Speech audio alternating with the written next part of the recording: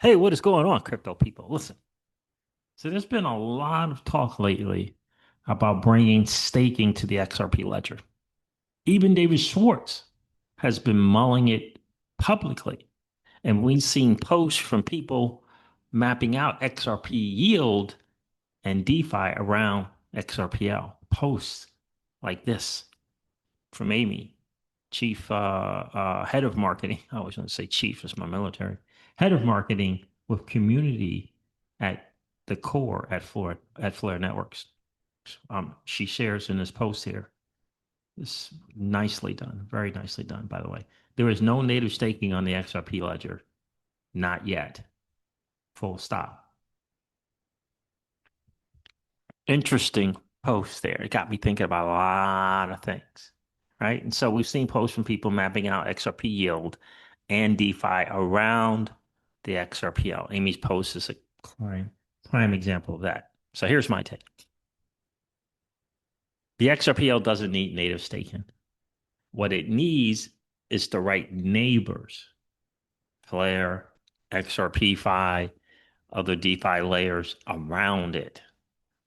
So today I want to break down why I think this is so important and people are missing it. No incentive is the best incentive. Might age as one of the smartest designed decisions on the XRPL. And how Flare and Flare DeFi actually complete the picture without mutating them, mutating the freaking base layer. We don't need it, especially not now. But anyway, if you hold XRP, if you're wondering where your yield actually fits into this ecosystems, stay with me for the next few minutes. I'm going to share some stuff for you. This is important. Now, a lot of people don't. A lot of people in the crypto space do not know that the XRPL launched in 2012 as the second chain in the DeFi in the crypto space, excluding these forks like Bitcoin Cash and Bitcoin Gold. The second blockchain in the digital asset space was the XRPL. So the world of blockchain has reinvented itself a dozen times since then. But the XRPL has been extremely consistent about one thing: 3 to 5 second finality, fractions of a penny in fees, fractions of a penny in fees, no block rewards, no native staking APY. That no incentive is the best incentive philosophy means validators aren't chasing yield on chain. Again, it's a great write up from people from Micah, I believe, who actually were giving the XRPL creators, giving them their flowers for coming up with this, that no incentive is the best incentive. The ledger is designed to be boring but reliable, which just happens to be exactly what the institutions and PSPs and payment rails care about once regulation keeps up or catches up. It's coming. It's coming. So the base layer, the XRPL is already doing its job. The question is not how do we turn XRPL into a staking chain? It's where does XRP yield actually belong? Because there's two groups to this XRPL. One of the groups is and their needs is being met right now. That's the XRP holder, right? The XRP yield stack is like this, right? So this is somewhat of what Amy put out as well. You can the CeFi, CeDeFi, DeFi with synthetic wrapped XRP and underwriting/staking, right? So right now, yield around XRP doesn't live on the XRPL, it lives around it. Just remember, just a few short years ago, we couldn't even say that there was any DeFi for XRP, but we can say it now, definitively, right? So CeFi, that's your centralized exchange earned products. like Coinbase, Kraken. They borrow your XRP, they lend it to market makers or run some hedged strategy. Simple, but custodial and opaque.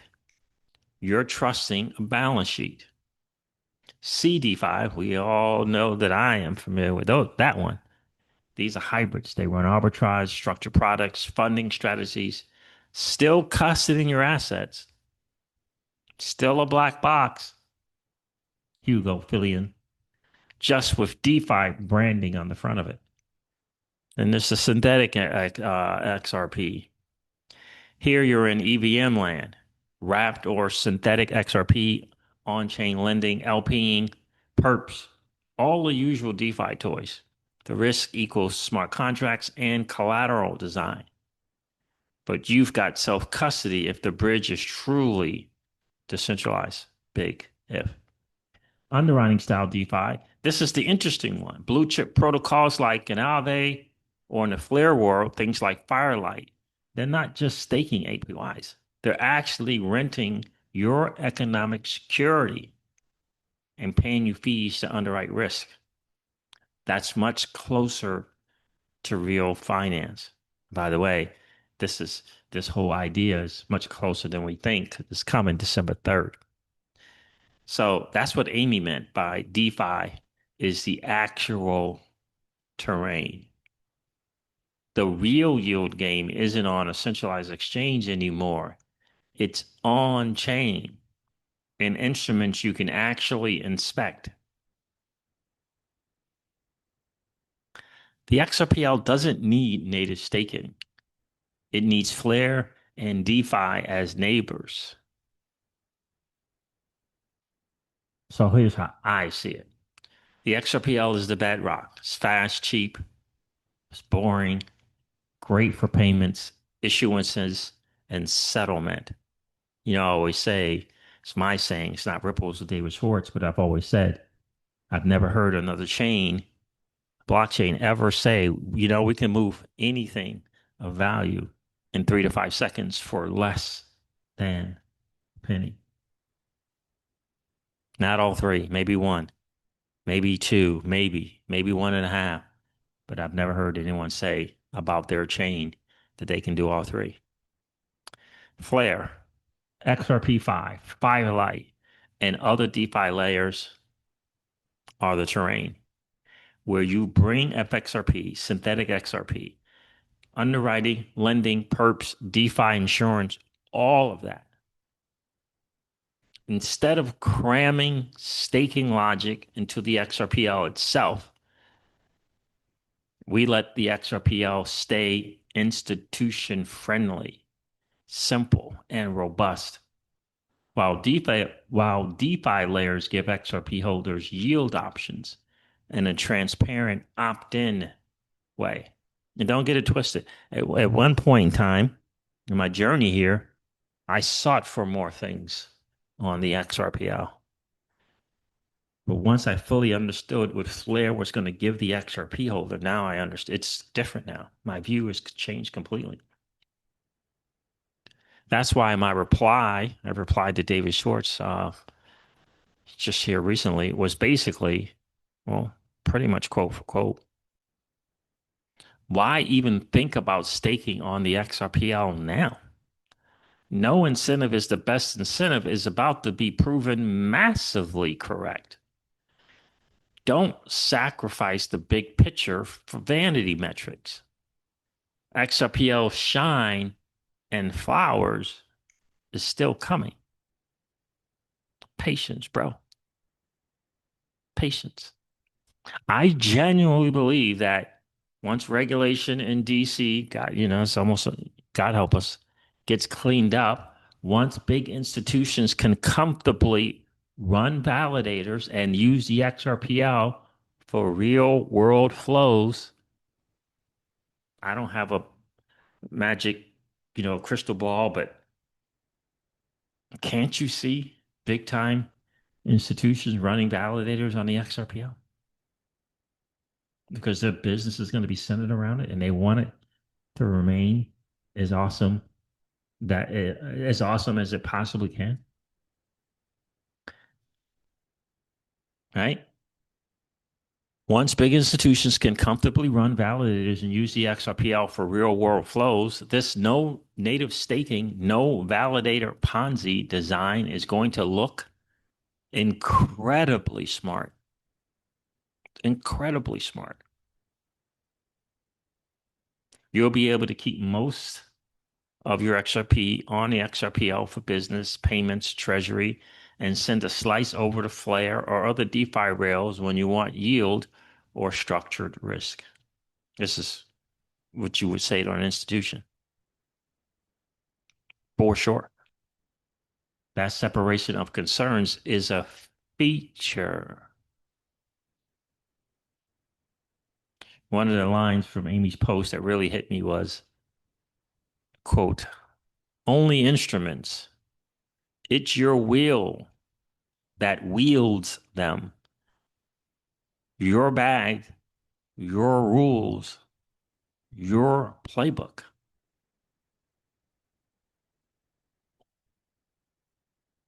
That's the post 2021 lesson. No more Celsius melodrama. No more pretending that CeFi yield is staking. DeFi is neutral. The XRPL is neutral. Flare is neutral. These are tools. The question is, how do you size positions? How much risk do you underwrite? Which layer of the stack do you trust and understand? And that's where I think the next few years of XRPFi are going. And we're blessed that we're part of it early to it. The XRPL stays the rock. Flare and friends build the yield and risk rails. And XRP holders graduate from what's the APY to what's my playbook. So to sum it up, XRPL does not have native staking, and I'm okay with that. No incentive is the best incentive. It's not some outdated meme. It might end up being the XRPL's biggest advantage in an institutional world. The real yield game for XRP is moving into DeFi layers around the ledger. Think Flare. Think about XRPFi, underwriting, slant insurance protocols, not bolt-on staking at the base layer. Let the XRPL be the bedrock. Let DeFi be the terrain and build your own playbook on top of that. I'd love to hear what you guys think in the comments. Do you want native staking on the XRPL? Or do you prefer this split model, XRPL as the settlement, Flare slant DeFi as the yield?